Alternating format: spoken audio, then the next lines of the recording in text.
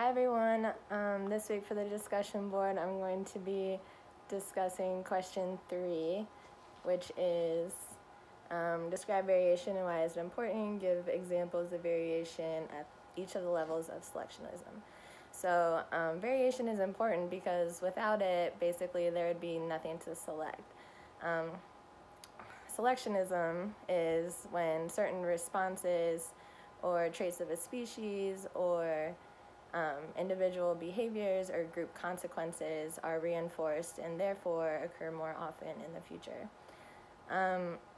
Like I said, these responses may be variations of traits within a species that may, for example, allow the organism to adapt to a changing environment, therefore ensuring the continuation of the species. So that pretty much outlines why variation is very important. There are 3 levels of selectionism. The first one I already touched on is the biological level. It's more commonly known as natural selection, where certain traits within a species are reinforced more than others. So we see this in selective breeding also, using a human influence. For example, my dog is a 6-pound Yorkie Poodle and she's 10 years old, and she's really well behaved and barely barks and just wants to be held and cuddled, and I always get compliments on her behavior and how good she is. And I got on the breeder's website maybe a year ago, and it actually, she's bred for her temperament and just wanting to cuddle and stuff. So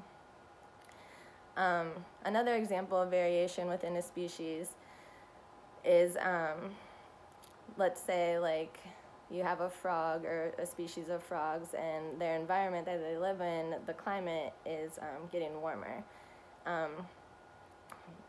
Future generations might start to develop special sweat glands that will allow them to live in this warmer environment, and allow them to live longer and reproduce more, and therefore it's reinforcing that trait of the sweat glands in the frogs. And I just made that up. I don't know if that's if frogs have sweat glands. The second is the psychological level.